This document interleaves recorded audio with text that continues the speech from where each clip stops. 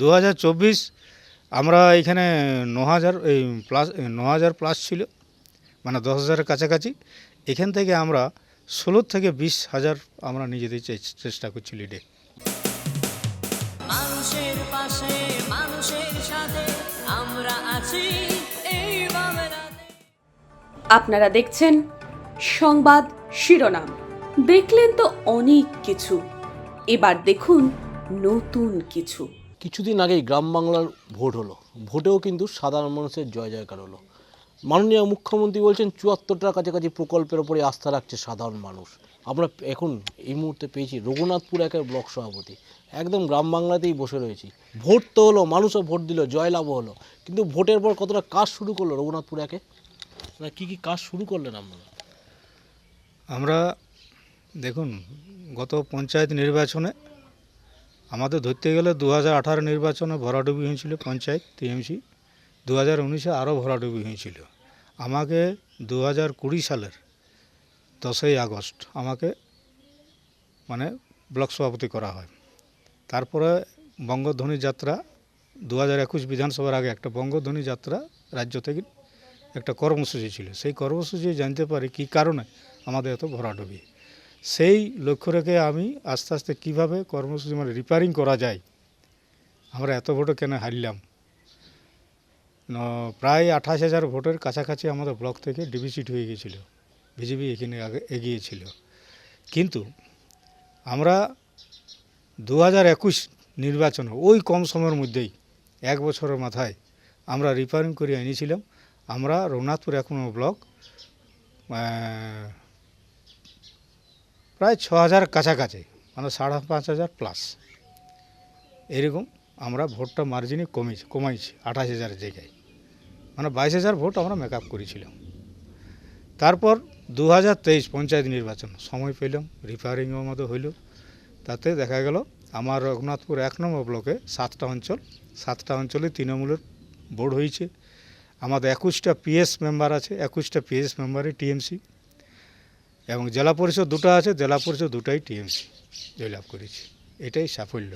তাতে দেখা গেল একজন 5,500 আর একজন 4,400 কাছাকাছি, মানে 5,900 এই 9,900 মতন আমরা এখানে লিড দিয়েছি। 21-এর পর থেকে ধরা গেলে দেখা যায় পঞ্চায়েত ভোট পৌর ভোটে সাফল্য, কিন্তু 19-এর দিকে যদি আসি লোকসভা, সেই লোকসভায় কিন্তু আপনাদের জয় আসেনি। 2024-এ কতটা আশাবাদী এই জয় আবার ফিরিয়ে দেবেন? দেখুন, 2024 আমরা এখানে 9,000 প্লাস ছিল, মানে 10,000-এর কাছাকাছি। এখান থেকে আমরা 16 থেকে 20,000 আমরা নিজেদের চেষ্টা করছি লিডে। মানুষকে কি বার্তা দিচ্ছেন, কোন কোন প্রকল্পগুলো নিয়ে যাচ্ছেন? সবচেয়ে মেন বার্তা হচ্ছে দিদির প্রকল্প হচ্ছে লক্ষ্মীর ভাণ্ডার, আবার 500 থেকে 1,000, 1,000 থেকে 1200 এসে এই যে একটা দিদি এটা করেছে, তাতে মহিলাদের উৎফুল্ল দেখা গিয়েছে। আমি মহিলাদের ডোর টু ডোর ক্যাম্পেইনকে নামিয়েছি, যুব ভাইরাকে নামিয়েছি, তাতে খুব প্রচুর সাড়া মিলছে। মহিলাদের একটা ব্যাপক সংখ্যক ভোট বিধানসভার পর থেকেই দেখা গেছে। এটা লক্ষ্মীর ভাণ্ডারের ব্যাপক সাফল্য হতে পারে, কারণ বিরোধীরা এই লক্ষ্মীর ভাণ্ডারটাকেই আবার এই লোকসভা নির্বাচন ইস্যু করছে। তারা বলছে তারা 500,000 টাকা নয়, তারা যদি সরকার গঠন করে তারা 3,000 টাকা দেবে অন্নপূর্ণা ভাণ্ডারে। কীভাবে দেখছেন? দেখুন, ওরা তো বরাবরই মিথ্যে প্রতিশ্রুতি দিয়ে যায়। আগেও বলেছিল 15 লাখ করে প্রত্যেক পরিবারে ঢুকবে, কিন্তু এখনও পর্যন্ত মানুষ পায় নাই। এখন বলছে লক্ষ্মীর ভাণ্ডার, বেটি পড়াও, এই যে লক্ষ্মী, বিশেষ করে কন্যাশ্রীর অনুকরণ করে বেটি পড়া বেটি বাঁচাও যে মোদি ঘোষণা করেছিলেন, তাতে মোদি বেটি পড়া বেটি বাঁচাও একটা পয়সাও কিন্তু এখানকার কোনো পরিবারই পায় নাই, কোনো ছাত্রীরা পায়ই নেই। তাতে বোঝা যাচ্ছে এরা মিথ্যা প্রতিশ্রুতি ছাড়া আর কোনো কিছুই এরা দিতে জানে না। এইভাবে ভোট আদায় করা হয় না। মানুষ চায় যে বাস্তব কথা দেয়, প্রতিশ্রুতি দেয়, প্রতিশ্রুতি রাখতে জানা যায়। দিদি সেটা করে দেখিয়েছে। আপনারা বলছেন ভোট এলে মানুষ উৎসবের মেজাজে ভোট দেয়, অপরদিকে 100 দিনের কাজ, যে 100 দিনের কাজ নিয়ে আমরা দিল্লি অবধি সরব হয়েছিলেন, সেই 100 দিনের কাজের টাকাও ঠিক লোকসভার আগে ফিরিয়ে দেওয়া হলো।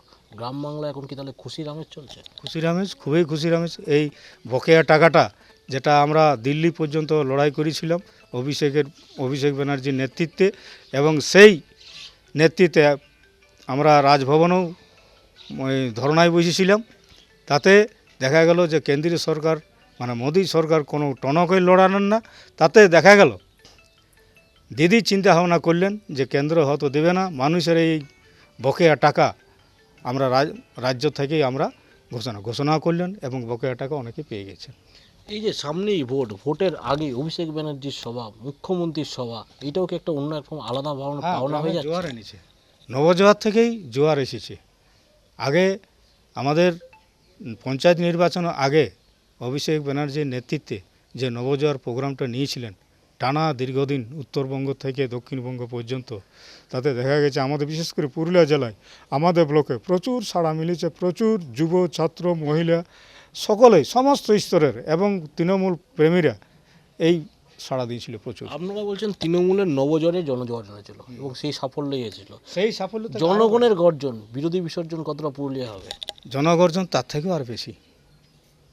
নবজোয়ার থেকে জনগর্জন যেটা হচ্ছে সেটা তার থেকেও আর বেশি, এবং এটা প্রত্যেক বুথ কর্মীরা এই জনগর্জনটা প্রত্যেক পরিবারে ডোর টু ডোর ক্যাম্পেইনে আমরা প্রকাশ করছি এবং তারা উৎফুল্ল হয়েছে। রঘুনাথপুরবাসীর উদ্দেশ্যে কি বার্তা দেবেন? রবীন্দ্রবাসী যে এখানে বিজেপিকে আমরা উৎখাত করব, এখানে বিজেপির একটি ভোটও না, আমরা তৃণমূল দিদিকে জোড়া ফুলেই আমরা ভোট দেবো, বিপুল ভোটে জয় করব। নেত্রী বলছেন কর্মীরাই আমাদের সম্পদ। কর্মীরা বলছে দিদির হাতকে শক্ত করার জন্য যেমন বিধানসভার পর থেকে একাধিক নির্বাচনের সাফল্য এসেছিল, সেই সাফল্যই আসতে চলেছে, শুধু সময়ের অপেক্ষা।